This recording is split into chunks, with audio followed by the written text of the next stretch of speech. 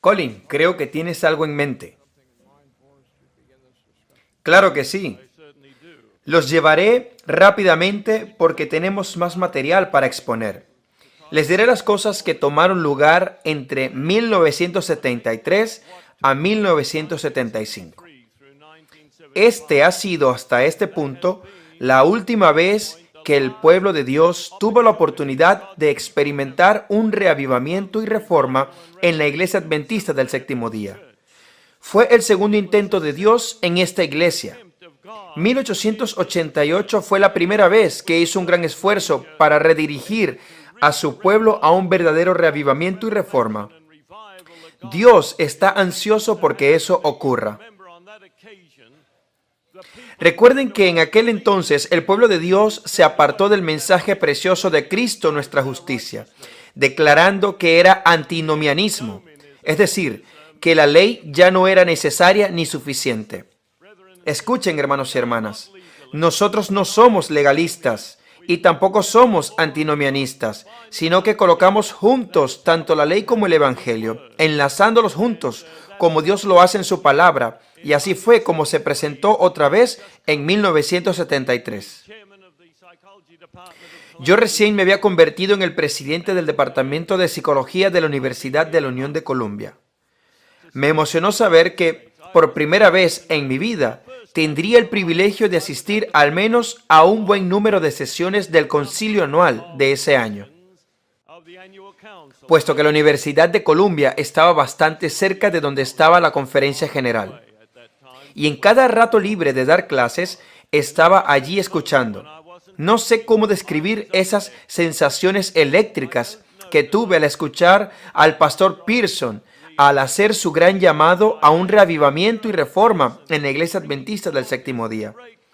Realmente me inspiró y me elevó a unas alturas que nunca había experimentado en mi vida. Y pensé, tiene que haber un gran reavivamiento en la iglesia de Dios. Eso fue a principios de octubre de 1973.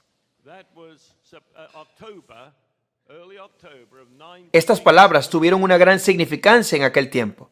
Leeré Salmo 85, versos 4 al 6. Escuchen atentamente. ¿Cuánto necesitamos que esto se cumpla hoy? Pero si Dios está dispuesto a cumplirlo en el terrible estado de nuestra iglesia, hoy, no sé cómo, pero lo va a hacer por su pueblo fiel. Salmo 85.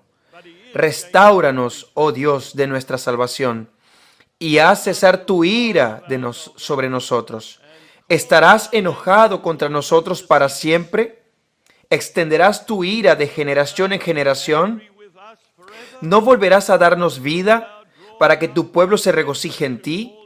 Muéstranos, oh Jehová, tu misericordia y danos tu salvación.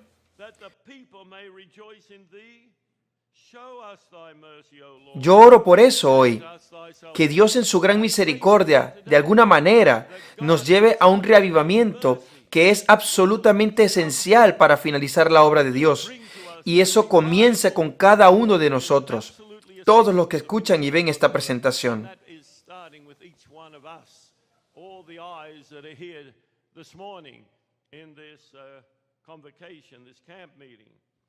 Mensaje tras mensaje de los que fueron dados estaban basados en el mensaje de Cristo nuestra justicia. Pero pude sentir rápidamente que no todos los delegados en aquella reunión se sintieron inspirados por estos mensajes. Oh sí, hubo quienes sí fueron inspirados, los visitantes, pero no eran mayoría en comparación a los delegados que estaban allí presentes en la iglesia de Takoma Park, donde frecuentemente se hacía el concilio anual. Pero aún así, esa inspiración me llegó. Sabía que teníamos un presidente piadoso en la conferencia general, un hombre que Dios estaba usando.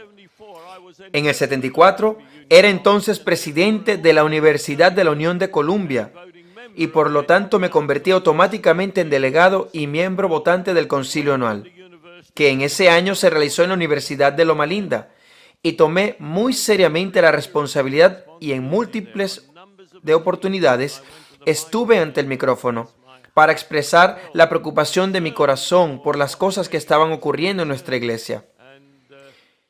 Y el pastor Pearson nuevamente trajo este mensaje de reavivamiento.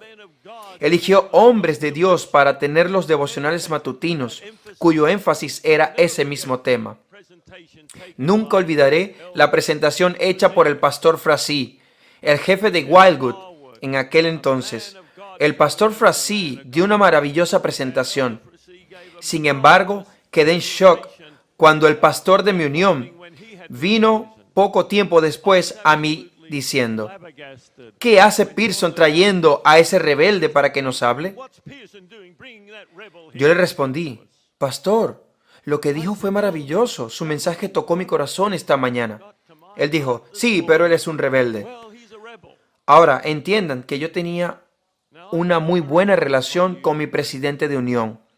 Lo apreciaba mucho, pero les confieso que me tomó por sorpresa de que hubiera gente que tuviera esa clase de sentimientos sobre un hombre que era tan dedicado a Dios y que nos dio mensajes tan maravillosos sobre los principios de salvación, como lo hizo el pastor Frazee. Y si nunca has escuchado esas grabaciones, ya te digo que son clásicos sobre la verdadera salvación. Entonces, cuando supe de que había sido elegido para ser delegado, en la sesión de la Conferencia General de 1975 a realizarse en Austria, Viena, fue la primera vez que esta se realizó fuera de los Estados Unidos. Sentí una gran emoción, pues me dije: aquí es donde el pastor Pearson tendrá la oportunidad de presentar este mensaje de manera mundial. Y aparentemente yo capté su atención, porque después del concilio anual de 1974, él me llamó a su oficina y me dijo: Colin, quiero hablar contigo. Yo presté atención a lo que estabas diciendo en la convocatoria de otoño.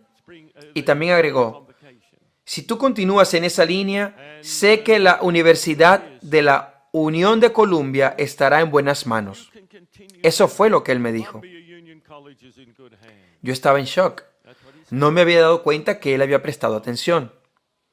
Y a partir de allí fue el comienzo de una amistad que no se acabaría sino hasta que él pasó al descanso en enero de 1989, es decir, un periodo de 15 años. Con gran anticipación, volé con la delegación de la Unión de Columbia, en un vuelo charter donde muchos de los líderes de la Conferencia General también estaban. Pensé: si este avión se cae, pues se llevará muchos líderes de esa iglesia. Pero gracias a Dios no pasó, pues Dios nos cuidó.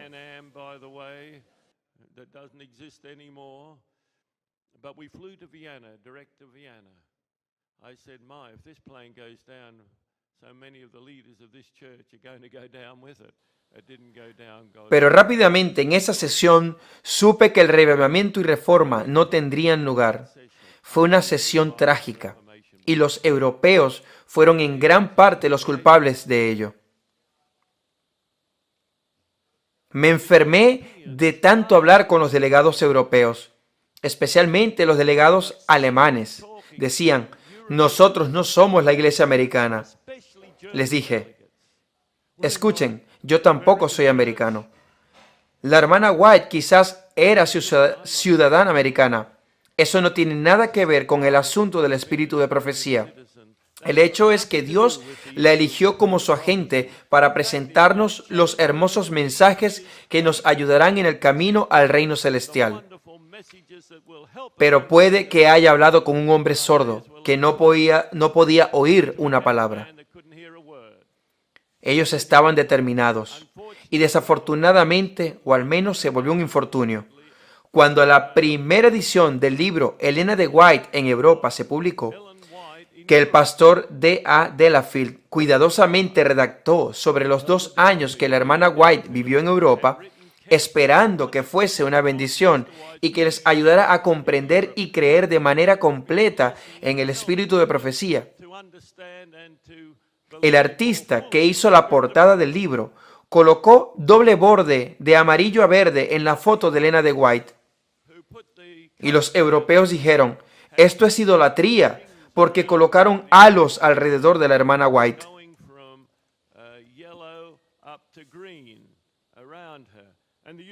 Por supuesto, esa no fue la intención, Pero así fue como pasó. ¿Saben? Satanás siempre encuentra la manera de desviar las cosas. Así que fue como si no se hubiese escrito, porque los europeos fueron tan críticos sobre la portada del libro que estoy seguro que la mayoría tan siquiera llegó a abrirlos.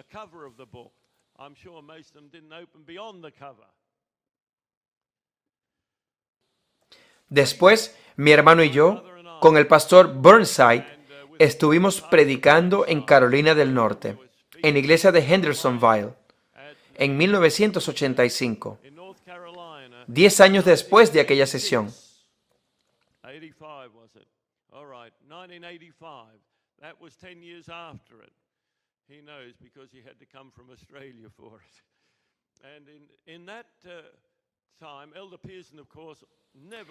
El pastor Pearson no se perdió ni una reunión de las que tuve por Carolina del Norte.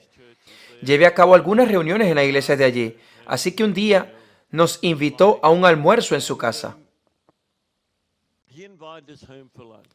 Y entonces le preguntamos qué fue lo que pasó en 1975.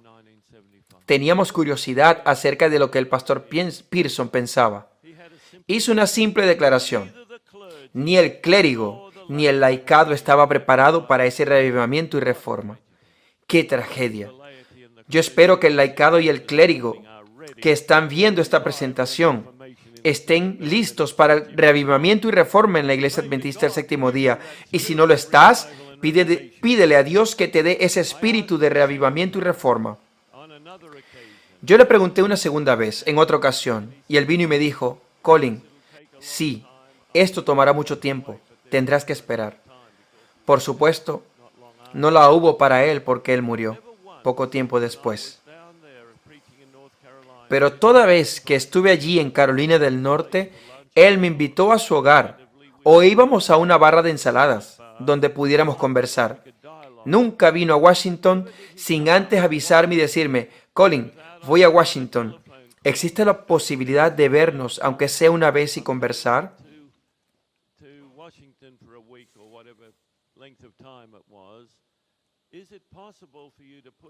Fueron tiempos preciosos. Por supuesto, siempre encontraba tiempo para eso.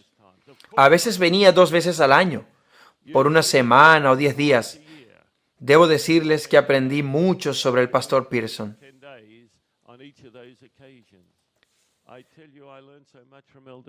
Pero como pueden ver, él estaba muy cargado. Su primera carga fue la división del Sur Pacífico. Vio lo que se estaba formando en 1974. En 1974, la revista Adventista publicó su magnífica edición especial sobre la justificación por la fe. ¿Alguno tiene una copia de eso? Si hay algún asunto que debiera ser reimpreso, debería ser ese, la justicia por la fe.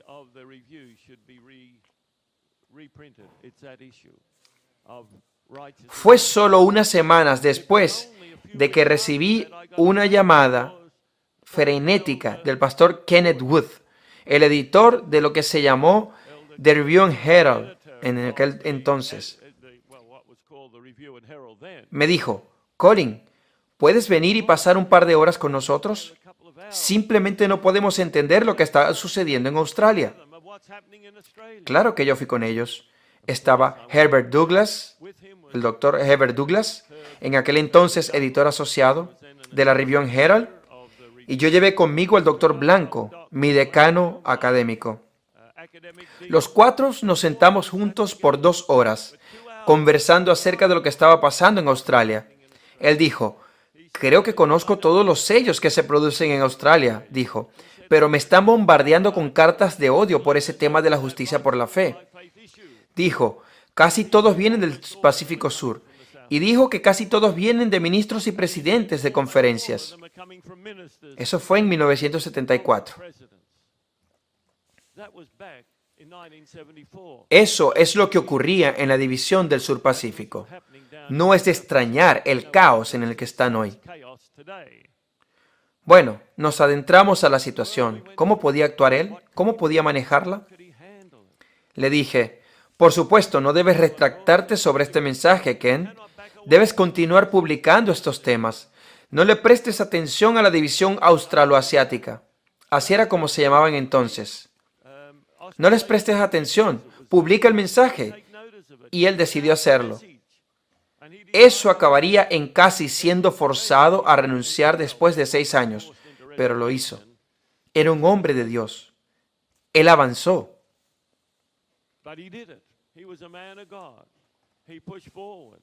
Esa fue la primera vez y quizás te vas a sentir en shock con lo que voy a decir. Fue la primera vez que pensé en la importancia de la naturaleza humana de Cristo. Tengan en cuenta que yo crecí en Australia y todo lo que escuché fue que Cristo tomó sobre él la naturaleza humana pecaminosa. Ningún predicador habría dicho algo diferente en aquellos días. Y si lees el libro del Dr. Larson, La Palabra Encarnada, si no lo sabías, es un clásico sobre la naturaleza humana de Cristo que todo adventista del séptimo día debería tener. Todos los ministros y pastores antiguos que ya han muerto de mi época temprana dijeron lo mismo, porque es lo que dice la Biblia, es lo que dice el espíritu de profecía una y otra vez.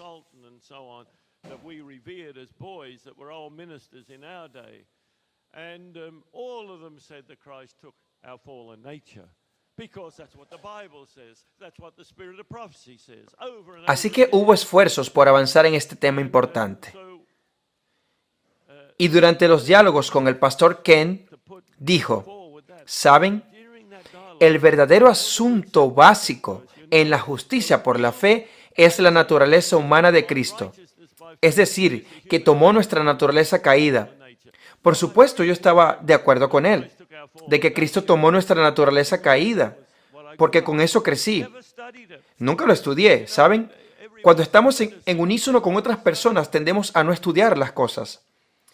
Así que, al regresar a casa con el doctor Jack Blanco, miré a Jack y le dije, mira Jack, sobre todo lo que Ken y Herb dijeron hoy, estoy de acuerdo. Pero no estoy seguro que la centralidad de la justicia por la fe está conectada con la naturaleza humana de Cristo. Pero también dije, he llegado a pensar que nunca lo he estudiado. Tuve el gran shock de mi vida. El doctor Blanco me miró y me dijo, yo tampoco. Y le dije, Jack, pero tú tienes 4 grados teológicos y nunca has estudiado quién fue Cristo. Tenía un bachillerato en teología, una licenciatura en teología, un máster en divinidad y un doctorado en teología. 4 grados en teología y nunca estudió quién era Jesús, al menos al respecto de su naturaleza humana. Le dije, escucha Jack, me comprometeré a estudiar cada momento disponible que tenga por mi propia cuenta, así es que debemos actuar con cosas así. El doctor Blanco me dijo, yo me uno en el mismo compromiso. Me tomó 5 semanas en mi tiempo libre para investigar en la Biblia y el espíritu de profecía. Eventualmente, quedé absolutamente convencido de que lo que me dijo el pastor Wood era la verdad. ¿Cómo puedes tener el mensaje de Cristo, nuestra justicia, si ni siquiera sabes quién es Jesús? O si tienes una falsa perspectiva de quién es Jesús. ¿Cómo puede ser mi ejemplo sustituto si no fue tentado en todo como lo somos nosotros, pero sin pecar? ¿Cómo podría no serlo? Y si tenía una naturaleza diferente de la mía, ¿cómo podría ser esa clase de ejemplo para mí?